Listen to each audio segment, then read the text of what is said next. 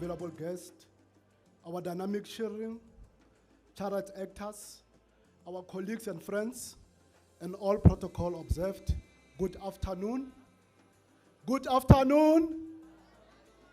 My name is Khomoto Monso, and I'm representing the Charity Network for Southern Africa and the Pan-African Civil Society Organization on the right and welfare of the child.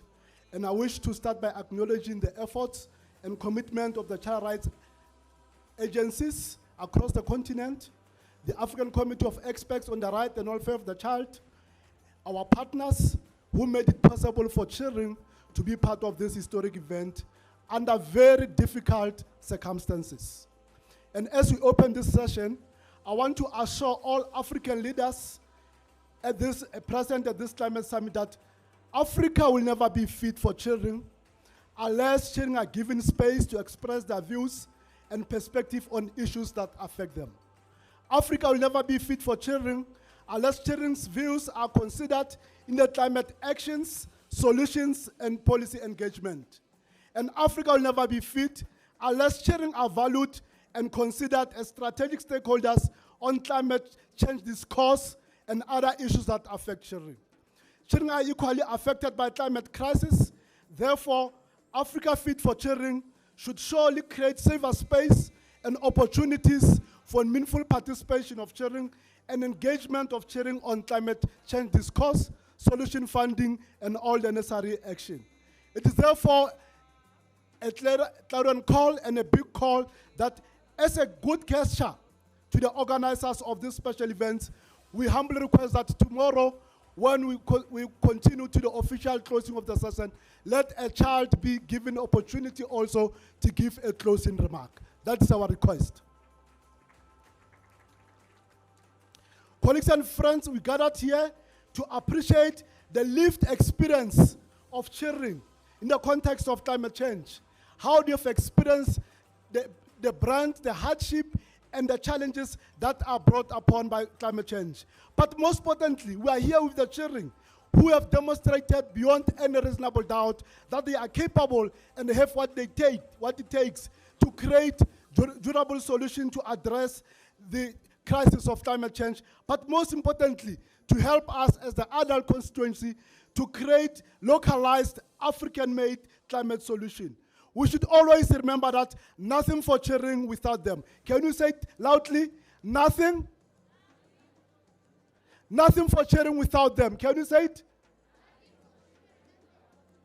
Children, can you say nothing for us without us?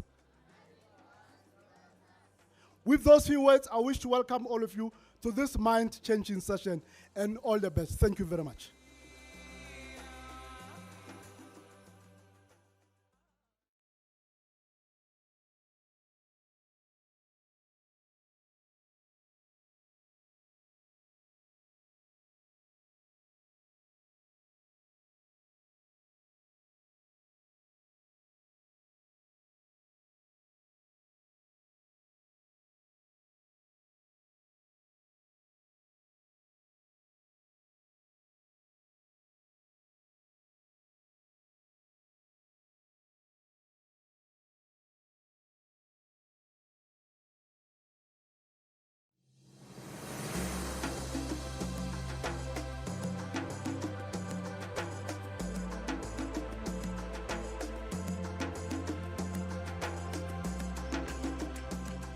Protocol observed.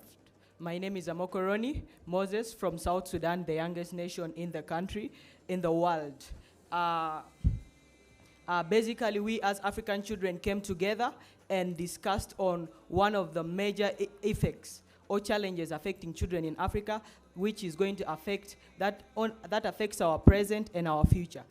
The first effect of climate change is drought. In countries like South Sudan, where I'm from, a lot of children are affected by drought. Due to deforestation in my country, a lot of people practice cutting down of trees and they do not replace them, and this is leading to drought. So many children are facing issues of hunger, and they have no access to good and nutritious, healthy water. And another issue is increase of street children. Due to floods in my country, it has led to increase of street children, and and this is affecting their education. And another issue is food security. Due to the negative impact of climate change in my country, due to air pollution, industries release a lot of gases in the air which causes changes. It is affecting my country.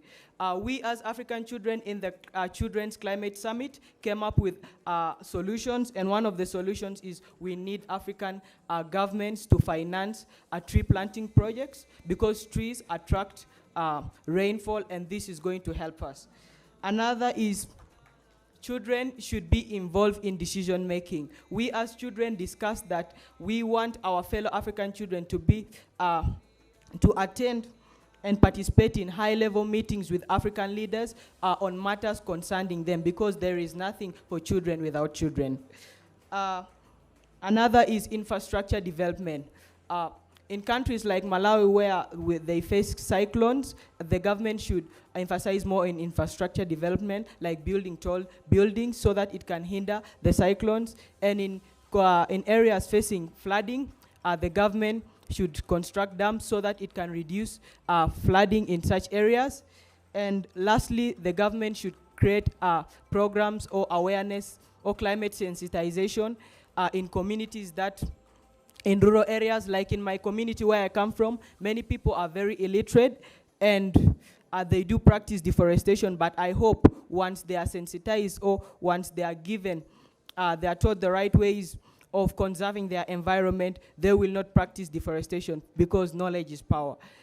In conclusion, I would like to conclude by saying all African leaders should come together, united in commitment to a sustainable future, because we are not the first generation to feel the impact of climate change. But let us be the generation that is going to do something about it, and let's create an Africa fit for all African children. Thank you.